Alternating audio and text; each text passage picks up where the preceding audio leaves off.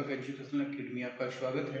Deepak educational academy YouTube channel like and subscribe करिएगा। आज मैं आया हूँ प्रतिशत चैप्टर लेके। तो इस चैप्टर में आपको सीखने की मिलेगी। अगर आपका ये चैप्टर है अपना प्रतिशत, तो इस चैप्टर अगर आपका सही तो इससे आप 3 चैप्टर्स आपके पक्के हो जाएंगे, 3 नहीं 4। जैसे अगर बात करें एक प्रतिशत और एक प्रॉफिट एंड लॉस, जैसे बोलते हैं लाभ और हानि, वो भी हमारा प्रतिशत पे चलता है।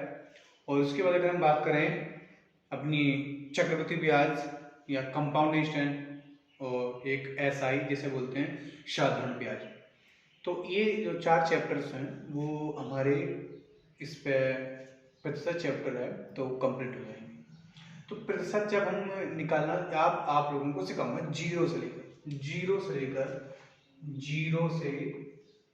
प्रतिशत सिखाऊंगा। जीरो से आप लोगों को हीरो बनना है, जीरो से हीरो बनेंगे, हीरो।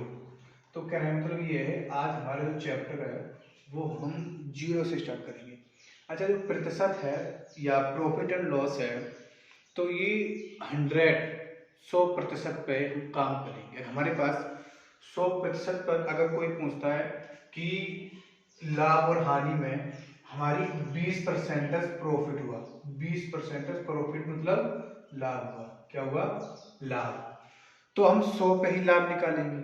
भाई लाभ हुआ तो 100 का मतलब 100 में ही हम मानेंगे हमारे लाभ और हानि, प्रॉफिट एंड लॉस 100 पर, ठीक है।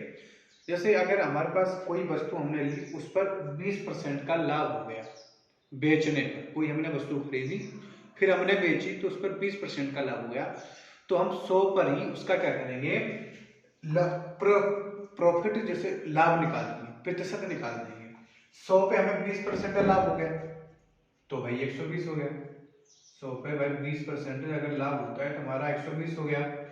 अगर यही बात अगर हमने खरीदी भाई 100 रुपए में, उसमें 20% पर हानि होगी, 100 पे हानि हुई तो माइनस करेंगे। कितने से करेंगे?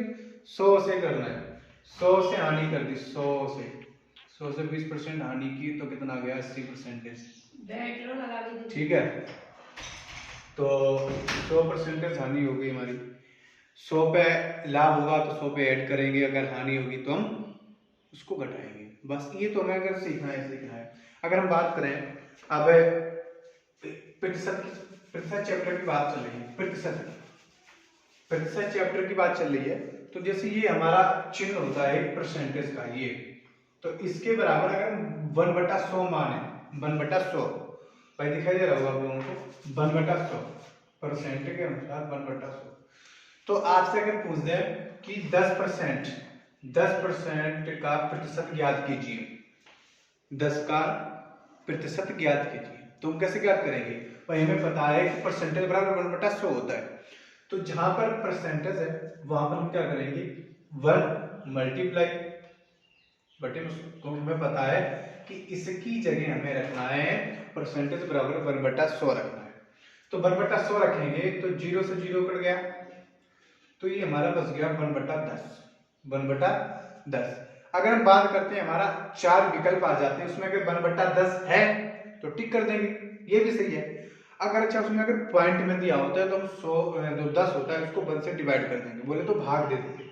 तो अगर हम 10 को 100 से भाग देंगे, सॉरी 1 से भाग देंगे तो कितना आएगा?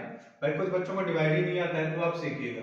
जैसे 10 को हमें 1 से भाग देना है, तो भाई 10 का हमने पढ़ा तो 10 के 1 तो भाई बहुत छोटा है, तो हम क्या करेंगे कि यहाँ से हम 0 बढ़ाया और एक पॉइंट बढ़ा दिया, तो यहाँ पर क्या कर दिया हमने, एक 0 बढ़ा दिया, 10 एकम 10। तो बोले तो अगर इसका हम भाग करेंगे तो 0.1 आ जाएगा, कितना आ जाएगा? 1।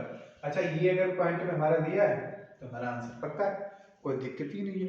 ये परसेंटेज है।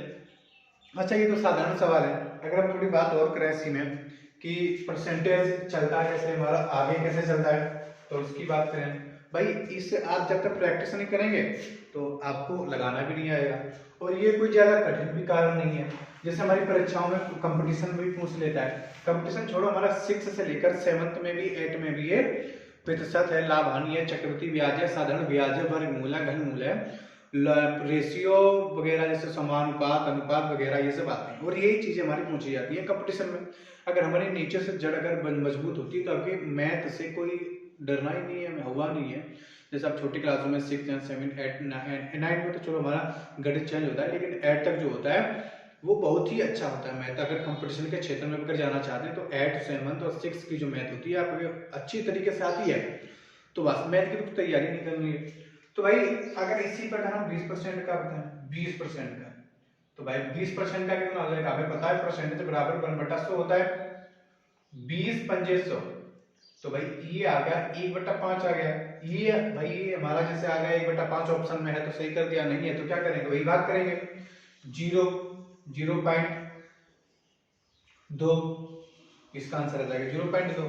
अब कहेंगे सर जी आपने डायरेक्ट 0.2 लिख दिया, नहीं आपको करना है भाग फिर सीखना है। 5 को अगर हम 1 से भागते हैं ऐसे तो 1 आ गया, 0 बढ़ाया, पॉइंट बढ़ाया, यहाँ जो 5 दूनी 10 हो गया, तो ये आ गया 0, कट गया, कोई दिक्कत ही नहीं है। तो भाई इतना आंसर आ गया हमारा ये, ठीक है।